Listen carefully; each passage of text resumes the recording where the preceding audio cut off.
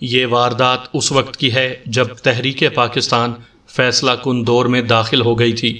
امید پیدا ہو گئی تھی کہ پاکستان بن کر ہی رہے گا۔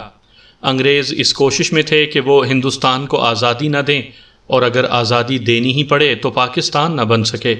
بہرحال ابھی انگریزوں کی حکومت تھی اور انگریزوں نے مسلمانوں پر بے جا سختیاں شروع کر دی تھیں۔ انگریزوں کا یہ رویہ اور موڈ دیکھ کر ہم جو مسلمان پولیس آفیسر تھے ان کو اپنے فرائض میں بہت محتاط رہنا پڑتا تھا۔ ہندو افسر الگ ہم پر نظر رکھتے تھے کہ ان کو کسی مسلمان آفیسر کی ذرا سی بھی کوتاہی ملے تو اس کے خلاف محکمانہ کارروائی کر کے اس کو سروس سے چھٹی کروا دیں۔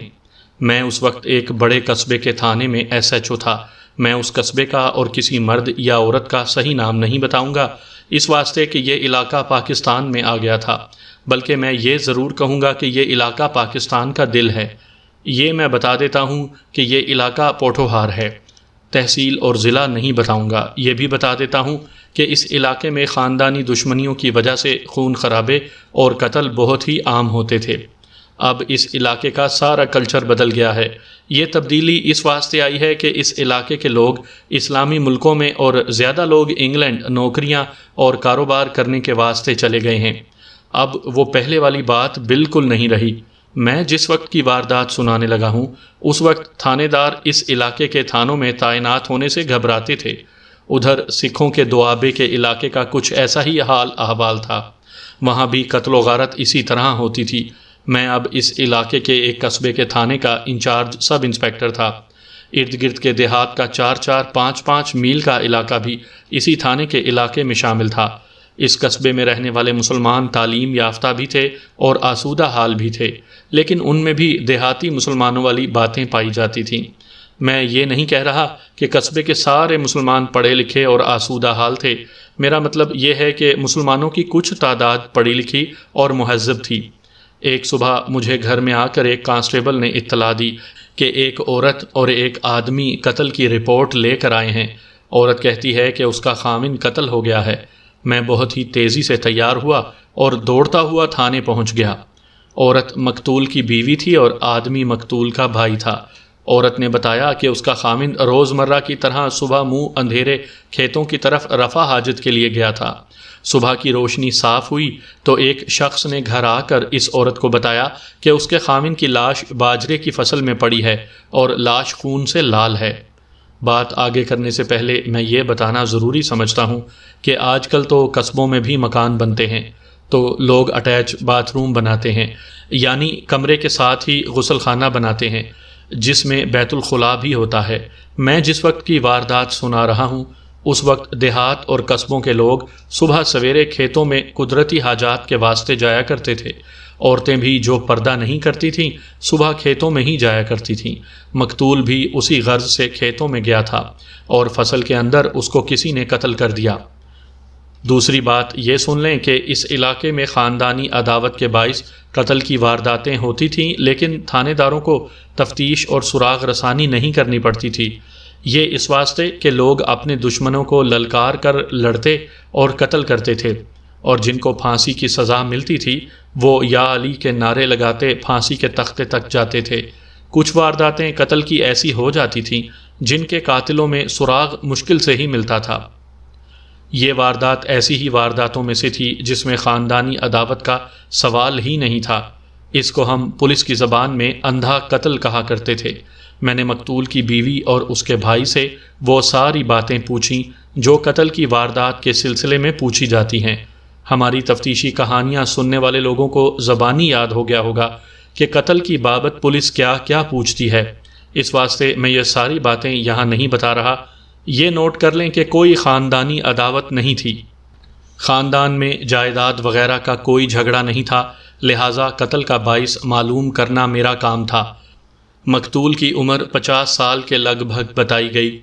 مقتول کی بیوی کی عمر کا جو میں نے اندازہ لگایا وہ 35 سال تھا، لیکن اس عورت نے مجھے یہ بتایا کہ اس کی عمر 45 سال کے لگ بھگ ہے، تو مجھے حیرت ہوئی۔ وہ خوبصورت عورت تھی، اس کے چہرے پر اور ڈیل ڈول میں جوانی کی چمک دمک پوری طرح موجود تھی۔ میں نے ضروری کاغذات تحریر کروائے، مقتول کی بیوی کے نام سے FIR لکھی اور ان کے ساتھ جائے واردات کو روانہ ہو گیا۔ میرے ساتھ ایک ہیڈ کانسٹیبل اور 4 کانسٹیبل تھے۔ یہ لوگ قصبے کے ہی رہنے والے تھے، گھر دور نہیں تھا، ان کے محلے کے ساتھ ہی کھیت شروع ہو جاتے تھے جو بہت دور تک گئے ہوئے تھے۔ آگے علاقہ بنجر اور ویران تھا اور وہاں کھڈ اور نالے وغیرہ تھے۔ وہ ساون بھادوں کی برسات کے دن تھے۔ مجھ کو اس کھیت تک لے گئے جس کے اندر لاش پڑی ہوئی تھی۔ یہ باجرے کی فصل تھی جو اوسط درجہ قد کے آدمی سے چند انچ اونچی تھی۔ کھیت کے ارد گرد بے شمار لوگ کھڑے تھے۔ اس علاقے کا نمبردار بھی وہاں موجود تھا، جس نے عادت اور فطرت کے مطابق رکوع کی پوزیشن میں جا کر میرا استقبال کیا۔ پھر وہ مجھ کو فصل کے اندر لے گیا۔ لاش فصل کے اندر پیٹ کے بل پڑی ہوئی تھی، یعنی اس کی پیٹھ اوپر تھی، دونوں ٹانگیں پھیلی ہوئی تھیں، ایک بازو لاش کے نیچے اور دوسرا کندھے کی لائن میں پھیلا ہوا تھا۔ عجیب چیز یہ دیکھی کہ ایک چاقو لاش کی پیٹھ میں اترا ہوا تھا، چاقو کا صرف دستہ باہر تھا، اس کا پورا بلیڈ مقتول کی پیٹھ کے اندر گیا ہوا تھا۔ اس سے مجھے یہ پکا خیال آیا کہ قاتل اناڑی اور کم عقل ہے۔ قاتلوں کی نفسیات صرف پولیس والے سمجھتے ہیں۔ چاقو مقتول کے جسم میں چھوڑ جانے سے صاف پتہ لگتا تھا کہ اس نے مقتول کو چاقو مارے اور اس کا خون دیکھ کر حوصلہ ٹوٹ گیا اور اس پر ایسا خوف سوار ہوا کہ اس نے آلہ قتل وہیں چھوڑا اور بھاگ گیا۔ یہ نوٹ کر لیں کہ یہ کوئی بڑا چاقو نہیں تھا، یعنی وہ ویسا چاقو نہیں تھا جیسا غنڈے بدماش یا اکثر لوگ اپنی حفاظت کے لیے اپنے پاس رکھتے تھے۔ یہ 7 انچ سے ذرا ہی لمبا بڑا خوبصورت چاقو تھا، جس کا دستہ ہاتھی دانت کا بنا ہوا تھا اور اوپر رنگین پھول کنندہ کیے ہوئے تھے۔ یہ کسی شوقین مزاج آدمی کا چاقو تھا۔ چاقو کے دستے پر قاتل کی انگلیوں کے نشانات کی موجودگی ضروری تھی۔ ہر تھانے میں کسی بھی چیز سے انگلیوں کے نشانات اتارنے کا سامان موجود ہوتا تھا، واردات قتل کی ہو یا ڈکیتی کی۔ اس سامان کا باکس تفتیشی افسر کے ساتھ جاتا تھا۔ میں نے مقتول کی پیٹھ سے چاقو اس طرح نکالا کہ میری کوئی انگلی چاقو کے دستے پر نہ لگے۔ یہ احتیاط اس واسطے تھی کہ قاتل کی انگلیوں کے نشانات خراب نہ ہوں۔ جاہل سے کانسٹیبل بھی جانتے تھے کہ ایسی چیز کو کس طرح پکڑا جاتا ہے۔ میں نے چاقو ایک کانسٹیبل کے حوالے کیا اور کہا باکس اور چاقو تھانے لے جائے اور اس کے دستے سے انگلیوں کے نشانات خاص کاغذ پر منتقل کروائے۔ میں نے لاش کی قمیض پیٹھ سے ہٹا کر دیکھا۔ پیٹھ پر چاقو کے 3 زخم تھے۔ ایک زخم اس جگہ پر تھا جہاں آگے دل ہوتا ہے۔ میں جان گیا کہ یہاں سے جو چاقو اترا ہے یہ دل تک پہنچ گیا ہے اور دل کٹ گیا ہے۔ جسم پر کہیں اور کوئی زخم نہیں تھا۔ لاش کی شلوار کھلی ہوئی تھی اور نیچے کو کی ہوئی تھی اور وہاں صاف پتہ لگتا تھا کہ مقتول رفع حاجت کے لیے بیٹھا تھا اور قاتل نے اس پر چاقو سے حملہ کیا۔ یہی وہ وقت تھا جب لوگ قدرتی حاجات کے واسطے کھیتوں میں جاتے تھے۔ میں نے لاش کے ارد گرد زمین دیکھی کہ شاید قاتل کی کوئی نشانی مل جائے، لیکن کچھ بھی نہ ملا۔ وہاں سے فصل ٹوٹی ہوئی اور لیٹی ہوئی تھی، کھرے تو مل ہی نہیں سکتے تھے۔ کھیت کے باہر مینڈ پر یا کہیں اور قاتل کا کھرا ملنا ناممکن تھا، اس واسطے کہ تماشائیوں کے ہجوم نے سب کھرے رگڑ ڈالے تھے۔ چارپائی آئی ہوئی تھی، لاش کو اٹھوا کر چارپائی پر ڈالا اور پوسٹ مارٹم کے واسطے بھجوا دیا۔ قصبے میں سرکاری ہسپتال تھا جس کا ڈاکٹر پوسٹ مارٹم کیا کرتا تھا۔ یہ تھانے سے دور کا کوئی گاؤں نہیں تھا کہ میں وہیں بیٹھ کر تفتیش کرتا۔ قصبے کی واردات تھی اور تھانہ قریب ہی تھا۔ میں لاش کی برآمدگی کے کاغذات تیار کر کے تھانے چلا گیا۔ مقتول کی بیوی اور اس کے بھائی کو ساتھ لے گیا، نمبردار بھی ساتھ تھا۔ اندر کی باتیں تو مجھے نمبردار نے بتانی تھیں۔ میں نے سوچا کہ پہلے مقتول کی بیوی سے پوچھ گچھ کر لوں۔ اس وقت بیوی کی جذباتی حالت بہت بری تھی، سسکیاں اور ہچکیاں لے لے کر روتی تھی اور بات ذرا مشکل سے ہی کرتی تھی۔ بعض تفتیشی افسر اس جذباتی کیفیت میں بیان نہیں لیا کرتے، لیکن میرا تجربہ یہ ہے کہ اس حالت میں انسان کے اندر سے وہ باتیں بھی نکل آتی ہیں جو نارمل حالت میں وہ چھپا لیتا ہے۔ میں نے اس کو کہا کہ میں مان لیتا ہوں کہ ان کی کسی خاندان کے ساتھ دشمنی نہیں تھی، لیکن مقتول کی کسی کے ساتھ ذاتی دشمنی ہوگی۔ اس عورت نے ایسا جواب دیا جس سے پتہ نہیں چلتا تھا کہ دشمنی تھی یا نہیں۔ میں نے اس کو کہا کہ اپنے دماغ پر زور دے کر سوچے، ہو سکتا ہے اس کے دماغ میں کوئی شک و شبہ آ جائے۔ اس نے کہا کہ شک والی بات موجود ہے۔ اس نے ایسی بات کہہ دی جس نے مجھے چونکا دیا۔ بات یہ کہی کہ اس کا پہلا خاوند فوت ہو گیا تھا اور اس نے مقتول کے ساتھ شادی کر لی تھی۔ مقتول نے اپنی پہلی بیوی کو طلاق دے دی تھی۔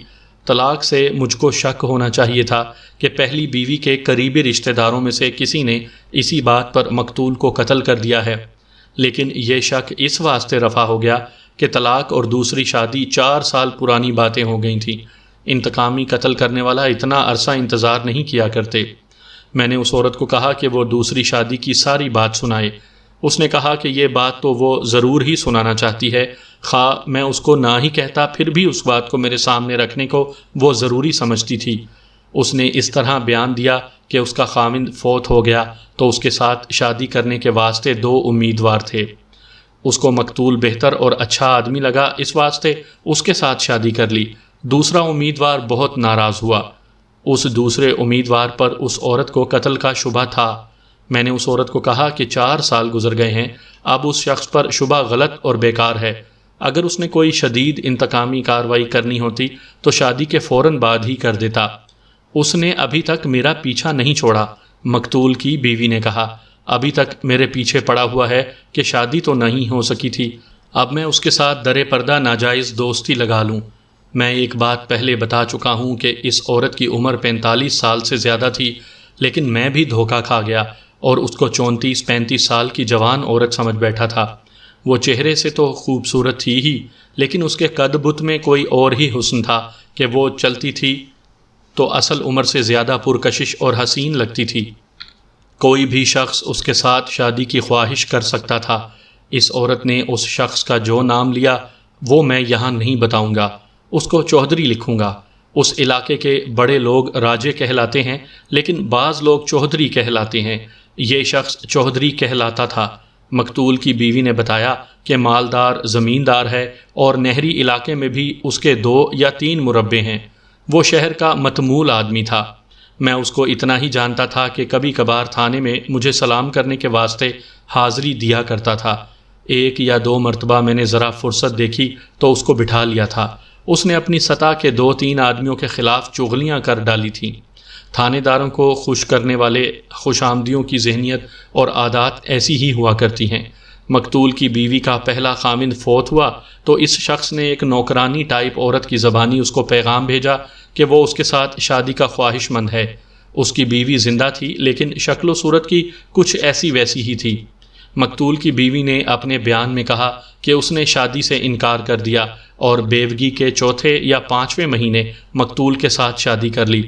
اس چودھری کے ساتھ شادی نہ کرنے کا باعث یہ تھا کہ اس وقت اس کی عمر 60 سال سے کچھ زیادہ ہی تھی۔ پھر یہ بات کہ اس کی پہلی بیوی اس کے گھر میں موجود تھی۔ اس کے مقابلے میں مقتول مالی لحاظ سے کمزور تھا اور ویسے بھی اس کی حیثیت چودھری کے مقابلے میں کم درجہ تھی، لیکن مقتول کی بیوی نے مقتول کو ہی پسند کیا۔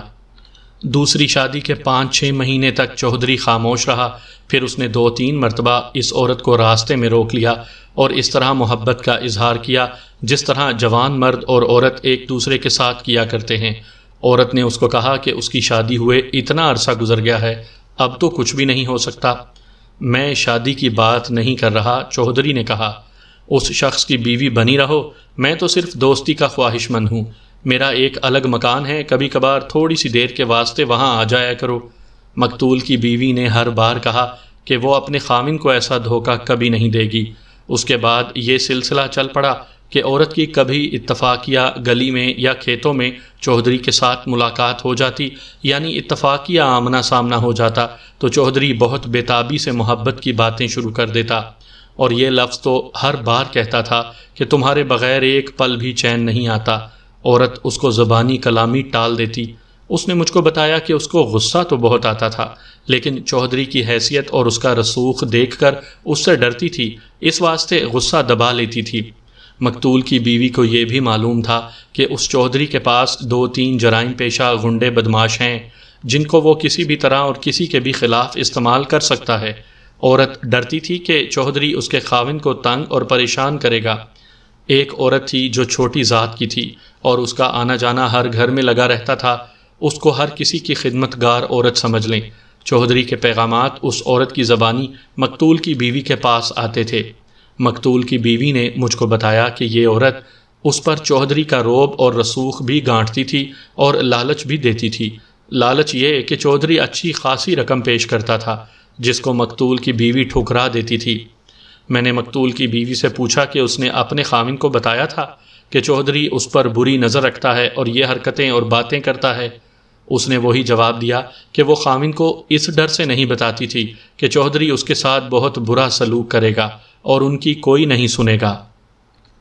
سامعین کرام، آپ سن رہے ہیں انسپکٹر محبوب عالم مرحوم کی تفتیشی داستانوں میں سے ایک اردو داستان جس کا نام ہے سگی ماں سوتیلا باپ۔ یہ اس سلسلے کی پہلی قسط ہے۔ مجھے امید ہے آپ کو میری یہ کاوش پسند آئے گی۔ آپ نے اگر ابھی تک میرا چینل کہانی گھر سبسکرائب نہیں کیا تو ابھی میرے چینل کو سبسکرائب کر کے بیل نوٹیفیکیشن آن کر لیجئے تاکہ آنے والی ہر نئی کہانی کی اطلاع بروقت آپ تک پہنچ سکے۔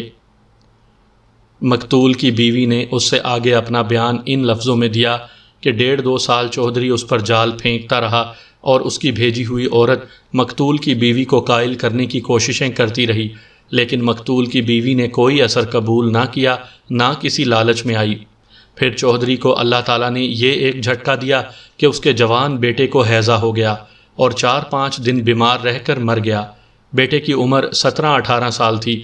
شاید اس صدمے کا اثر تھا کہ اگلے 1.5-2 سال چودھری چپ ہو گیا اور مقتول کی بیوی نے اللہ کا شکر ادا کیا کہ چودھری کی توجہ اس سے ہٹ گئی ہے۔ اتنا عرصہ چودھری کے پیغام لانے والی وہ کامی عورت بھی مقتول کی بیوی کے پاس نہ آئی۔ قتل کی واردات سے 5-6 مہینے پہلے چودھری کو مقتول کی بیوی کی محبت کا پھر دورہ پڑ گیا۔ یہ کوئی محبت نہیں تھی، چودھری اس عورت کے ساتھ ناجائز تعلقات قائم کرنا چاہتا تھا۔ چودھری نے یہ تو دیکھ لیا تھا کہ یہ عورت اپنے خاوند کو نہیں بتا رہی، جس سے یہ ظاہر ہوتا تھا کہ وہ اس سے ڈرتی ہے اور ہو سکتا ہے کسی روز راضی ہو ہی جائے۔ مقتول کی بیوی نے مجھ کو بتایا کہ اب چودھری نے جو نیا حملہ شروع کیا تو اس کی بھیجی ہوئی کامی عورت پہلے سے زیادہ شیر اور دلیر ہو گئی تھی۔ ایسے لگتا تھا جیسے یہ عورت چودھری کی قریبی عزیز ہو اور رعب سے مقتول کی بیوی کا رشتہ برائے چودھری طلب کر رہی ہو۔ یہ رویہ دیکھ کر مقتول کی بیوی نے اس عورت کو دھتکارنا شروع کر دیا اور ایک روز اس کو کہا کہ وہ خود چودھری کی داشتہ کیوں نہیں بن جاتی۔ یہ کامی عورت ایسی ڈھیٹ نکلی کہ پھر بھی اس کے پاس آتی رہی اور ایک روز یہ لفظ کہے کہ تم اپنی قیمت بتاؤ اور نقد رقم وصول کرو۔ اس روز تو میں جل ہی اٹھی۔ مقتول کی بیوی نے کہا، میں نے اس ذلیل عورت کو کہا کہ وہ پھر میرے گھر آئی تو میں جوتے مار کر اس کو گھر سے نکالوں گی۔ میں نے یہ بھی کہا کہ چودھری کو میرے یہ الفاظ کہہ دینا کہ تیرے اس بڈھے کھوسٹ چہرے میں تھوکنا بھی گوارا نہیں کرتی، اس واسطے کہ میرا تھوک بھی تیرے چہرے سے زیادہ پاک اور قیمتی ہے۔ یہ قتل سے کوئی 1 مہینہ پہلے کا واقعہ ہے۔ 1-2 دنوں بعد مقتول کی بیوی اپنے معمول کے مطابق کھیتوں کے ساتھ ہی ایک خانقاہ پر دیا جلانے گئی۔ وہ جمعرات کا روز تھا۔ وہ دیا جلا کر باہر نکلی اور ویسے ہی قبرستان میں گھومنے پھرنے چلی گئی۔ اچانک ایک درخت کے پیچھے سے چودھری نکلا اور مقتول کی بیوی کو بازو سے پکڑ کر خانقاہ کی اوٹ میں لے گیا۔ وہ غصے کی حالت میں تھا۔ تم اپنے آپ کو کیا سمجھتی ہو؟ چودھری نے بڑی باروب اور غصیلی آواز میں کہا، اگر میں تمہیں اپنی طاقت دکھا دوں تو تم میرے گھر آ کر میرے پاؤں پر ماتھا رگڑو گی۔ میں تمہیں رقم دے رہا ہوں، کہو تو کچھ زمین تمہارے نام کروا دوں۔ اب سن لو، میں تمہیں اغوا کروا سکتا ہوں، ذرا بھی دیر نہیں لگے گی۔ نہیں مانو گی تو ایک بار پھر تمہیں بیوہ کر سکتا ہوں اور اس کے بعد تم میری بیوی ہوگی۔ میں تمہیں 2-3 دن سوچنے کی مہلت دیتا ہوں۔ سوچو اور مجھے جواب دینا، مزے میں رہو گی، جو مانگو گی وہ دوں گا۔ تمہیں میرا جواب چاہیے چودھری؟ مقتول کی بیوی نے کہا، 2-3 دن کیوں انتظار کرتے ہو؟ ابھی جواب سن لو، مجھ کو اغوا کراؤ یا بیوہ کرو، پھر بات کروں گی۔ اتنا کہہ کر یہ عورت وہاں سے چلی آئی۔ چند قدم چل کر رکی اور پیچھے مڑ کر بلند آواز سے کہا، لعنت ہے تجھ پر چودھری۔ اب یہ معاملہ اس عورت کی برداشت سے باہر ہو گیا تھا۔ اس رات اس نے اپنے خاوند مقتول کو بتایا کہ چودھری اس کے ساتھ گزشتہ 4 سالوں سے کیا سلوک کرتا چلا آ رہا ہے اور آج اس نے آخری بار چیلنج کیا ہے۔ مقتول نے یہ بات سنی تو اسے غصہ آ گیا اور کہنے لگا کہ وہ چودھری کے ساتھ بات کرے گا۔ بیوی نے اس کو روکا اور کہا کہ وہ چپ رہے اور اس کے ساتھ لڑائی جھگڑا نہ کرے، اس واسطے کہ اس کے ہاتھ میں غنڈے بدماش ہیں اور پولیس کے ساتھ بھی اس کا تعلق واسطہ ہے۔ مقتول نے کہا کہ وہ شرافت سے اس کو سمجھانے کی کوشش کرے گا۔ 2-3 دنوں بعد مقتول نے اپنی اس بیوی کو بتایا کہ اس نے چودھری کے ساتھ بات کی تھی۔ چودھری پہلے تو یہ کہتا رہا کہ تمہاری بیوی جھوٹ بولتی ہے اور وہ اچھے چال چلن کی عورت نہیں۔ مقتول نے اس کی اس بات کو سچ نہ مانا اور کہا کہ وہ اپنی حرکتوں سے باز آ جائے۔ مقتول کا لہجہ ذرا سخت تھا جو چودھری کو اچھا نہ لگا۔ تم میرے مقابلے میں نہیں آ سکتے، چودھری نے کہا۔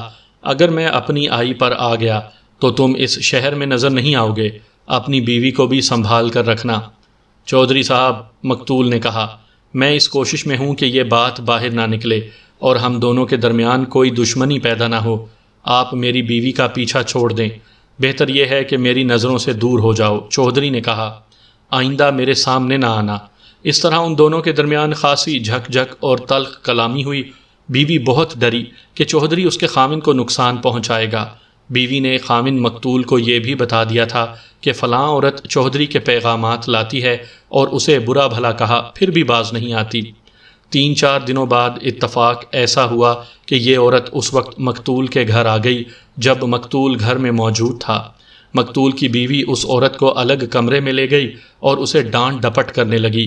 مقتول اٹھا اور اس کمرے میں چلا گیا۔ اس نے عورت کو ننگی گالیاں دیں۔ اس عورت کو شاید یہ حوصلہ تھا کہ اس کو چودھری کا تحفظ حاصل ہے، اس خیال سے اس نے مقتول کے ساتھ بدتمیزی کی اور یہ کہہ کر اٹھی کہ وہ اپنی بے عزتی کا انتقام لے گی۔ مقتول نے اس کے منہ پر بڑی زور سے تھپڑ مارا اور بازو سے پکڑ کر اس کو گھسیٹا اور گھر سے نکال دیا۔ 3-4 دن گزر گئے تو ایک شام خاوند گھر آیا۔ وہ کچھ اکھڑا اکھڑا اور پریشان سا لگتا تھا۔ بیوی نے اس سے پریشانی کی وجہ پوچھی تو اس نے بتایا کہ آج چودھری کے ساتھ پھر ٹکر ہو گئی ہے۔ اس عورت نے چودھری کو بتایا ہوگا کہ مقتول نے اس کو تھپڑ مارا ہے، اسی واسطے چودھری بھڑکا ہوا تھا۔ اب اس مردود چودھری نے کیا کہا ہے؟ بیوی نے پوچھا۔ آج تو حد ہی ہو گئی ہے، مقتول نے جواب دیا۔ کہتا تھا کہ تم نے اس عورت کے منہ پر نہیں بلکہ میرے منہ پر تھپڑ مارا ہے۔ میں نے کہا کہ تم یوں نہ سمجھو چودھری، میں تمہارے منہ پر بھی تھپڑ جڑ دوں گا، پھر اس تھپڑ کا بدلہ لینا۔ چودھری نے کہا کہ تم یہ بتاؤ کہ تمہیں اپنی بیوی چاہیے یا موت؟ میں نے اس کو کہا کہ تم سوچ لو چودھری، زندگی چاہیے یا موت؟ چودھری نے کہا کہ میں تمہیں 8 دنوں کی مہلت دیتا ہوں، یہ فیصلہ کر لو کہ بیوی چاہیے یا موت۔ مقتول نے چودھری کا چیلنج قبول کر لیا اور اس کو 2-4 اور بڑی سخت باتیں کہہ کر آ گیا۔ بیوی اس کو کہتی کہ اس چودھری کے منہ نہ لگے اور شام کے بعد گھر سے نہ نکلا کرے، لیکن خاوند اگلی صبح باجرے کی فصل میں قتل ہو گیا۔ اس عورت کا یہ سارا بیان اگر صحیح اور سچ تھا تو اس میں کوئی شک اور شبہ نہیں تھا کہ اس کے خاوند کو اس چودھری نے ہی قتل کروایا ہے۔ میں نے مقتول کی بیوی کی باتوں میں سے باتیں نکال کر بہت جرا کی تھی اور بہت باریک باریک باتیں بھی پوچھی تھیں۔ یہاں بہت تھوڑی اور موٹی موٹی باتیں آپ کو بتائی ہیں۔ معلوم یہ ہوتا تھا کہ اس عورت کا یہ بیان صحیح ہے۔ تمہارے ساتھ تمہارے خاوند کا بڑا بھائی آیا ہے؟ میں نے پوچھا۔ کیا اسے یہ ساری بات معلوم ہے؟ نہیں، مقتول کی بیوی نے جواب دیا۔ خاوند نے مجھے سختی سے منع کر رکھا تھا کہ یہ بات کسی اور کو نہ بتانا، اس واسطے کہ بات پھیل جاتی ہے اور لوگ اپنی کہانیاں گھڑ کر بدنام کرتے ہیں۔ یہ سوچ کر میں نے کسی کے ساتھ بات نہیں کی تھی۔ مقتول کی بیوی کو اپنے دفتر میں ہی بیٹھا رہنے دیا اور میں باہر نکلا۔ ASI اور 2 ہیڈ کانسٹیبلوں کو بلا کر اس چودھری کی بابت پوچھا کہ اس کا دوستانہ کون کون سے بدماش کے ساتھ ہے۔ کچھ تو میں بھی جانتا تھا، لیکن تھانے کا چھوٹا سٹاف ایسے لوگوں کو زیادہ اچھی طرح جانتا ہے۔ انہوں نے 3 نام بتائے، جن میں ایک ڈکیتی کی واردات میں سزا یافتہ تھا، دوسرا جرائم پیشہ تو نہیں تھا لیکن بدماشوں میں شمار ہوتا تھا۔ خاندانی دشمنی میں اس نے ایک آدمی کو قتل کر دیا تھا اور اس کو عمر قید کی سزا ملی تھی، لیکن ہائی کورٹ میں اپیل کی تو بری ہو گیا۔ تیسرا شخص بھی غنڈہ تھا اور پیشہ ور جوئے باز، اس کو جرائم پیشہ فہرست میں شامل کیا جا سکتا تھا۔ میں نے ایک ہیڈ کانسٹیبل کے ذمے یہ کام لگایا کہ وہ ان تینوں کو الگ الگ اس طرح تھانے لائے کہ چودھری کو خبر نہ ہو۔ پھر ایک عقل مند سے کانسٹیبل کو اس کامی عورت کے گھر کا اتا پتہ سمجھایا اور کہا کہ اس کو اپنے ساتھ لے آئے اور احتیاط یہ کرے کہ چودھری کو پتہ نہ لگے۔ مجھے معلوم تھا کہ عورت کی بابت یہ احتیاط قائم نہیں رہے گی۔ وجہ یہ تھی کہ عورت کو کانسٹیبل ساتھ لائے گا تو اس کا خاوند دوڑا دوڑا چودھری کے پاس جائے گا کہ اس کی بیوی کو تھانے لے گئے ہیں۔ بہرحال احتیاط ہوتی یا نہ ہوتی، مجھ کو اس عورت کی ضرورت تھی۔ چودھری میرا کچھ نہیں بگاڑ سکتا تھا۔ میں صرف یہ سوچتا تھا کہ اس کو پتہ لگ گیا تو وہ اپنے واسطے کوئی پیش بندی کر لے گا۔ ہیڈ کانسٹیبل اور کانسٹیبل کو بھیج کر میں اپنے دفتر میں گیا اور مقتول کی بیوی کو باہر بھیج کر مقتول کے بھائی کو بلایا۔ یہ مقتول کا بڑا بھائی تھا، اس کی آنکھوں میں آنسو تھے، وہ تو ہونے ہی تھے، اس کا چھوٹا بھائی مارا گیا تھا۔ میں نے اس کے ساتھ ہمدردی کے 2-4 الفاظ کہے اور پھر اس سے پوچھا کہ اس کا کسی پر شک ہوگا؟ ظاہر ہے قتل دشمن ہی کیا کرتے ہیں، مقتول کی بھی کسی کے ساتھ دشمنی ہوگی۔ میرے اس بھائی نے دنیا میں صرف ایک ہی کام کیا ہے۔ بڑے بھائی نے بیزاری کے لہجے میں کہا، کام یہ کیا ہے کہ اپنے دشمن پیدا کیے ہیں اور دوست کسی کو بھی نہیں بنایا۔ میں کہتا تھا کہ اس شخص کا انجام بہت برا ہوگا۔ پہلے اس کے دشمنوں کی بات کرو، میں نے کہا، ہر دشمن کی بابت سب کچھ بتاؤ۔ میں اس دشمنی کی بات نہیں کر رہا جو دشمنی آپ سمجھ رہے ہیں، اس نے کہا۔ میرا مطلب یہ ہے کہ میرا بھائی اعتبار کے قابل آدمی نہیں تھا، کسی کو دوست بناتا تو دل میں اپنی غرض رکھتا تھا اور جہاں ضرورت پڑتی دوست کے ساتھ بے وفائی کر گزرتا تھا۔ میں اس کے کسی ایسے دشمن کو نہیں جانتا جس پر شبہ کیا جا سکے کہ یہ قاتل ہو سکتا ہے۔ دیکھ میرے بھائی، میں نے کہا، جو بھی بات کہنی ہے وہ بالکل صاف صاف کہو۔ میں تفتیش کر رہا ہوں اور تمہارے بھائی کے قاتل کو پکڑ کر سزا دلوانی ہے۔ وہ کم عقل آدمی نہیں لگتا تھا، معزز آدمی تھا۔ وہ دراصل بڑی شرافت اور دیانتداری سے مجھ کو بتانا چاہتا تھا کہ مقتول کا اخلاق کس قسم کا تھا۔ اس نے جو لمبی چوڑی باتیں سنائیں میں وہ مختصر کر کے آپ کو سناتا ہوں۔ اس نے بتایا کہ مقتول کسی نہ کسی عورت کے ساتھ در پردہ ناجائز دوستی لگا کر رکھتا تھا۔ اپنی بیوی کو تو اس نے صرف اس واسطے گھر میں رکھا ہوا تھا کہ وہ اس کی بیوی تھی۔ وہ شکل و صورت کی کچھ ایسی ویسی ہی تھی، لیکن اس کا ایک جرم یہ بھی تھا کہ اس کی اولاد نہیں ہوئی تھی۔ مقتول کو سب نے مشورے دیے تھے کہ یہ بیوی اس کو ویسے ہی پسند نہیں تو اس بات پر اس کو طلاق دے دے اور اولاد کی خاطر دوسری شادی کر لے، لیکن طلاق نہیں دیتا تھا۔ طلاق نہ دینے کی وجہ میں سمجھتا تھا، مقتول کے بھائی نے کہا۔ اس کی یہ بیوی بہت ہی صابر اور سادہ لو عورت تھی، مقتول سے وہ کوئی گلا شکوہ نہیں کرتی تھی۔ مقتول رات کو دیر سے گھر آتا یا پوری رات کہیں غائب رہتا تو بیوی اس سے باز پرس نہیں کرتی تھی۔ مقتول اس بیوی کو گھر پر رکھنا چاہتا تھا جو اس کے راستے کی رکاوٹ نہ بنے۔ بھائی کے اس بیان سے مجھ کو شک ہوا کہ مقتول نے کسی عورت کے ساتھ مراسم پیدا کیے ہوں گے اور اس عورت کے خاوند یا بھائیوں وغیرہ کو پتہ لگ گیا ہوگا اور اس کے باعث اس کو انہوں نے قتل کر دیا۔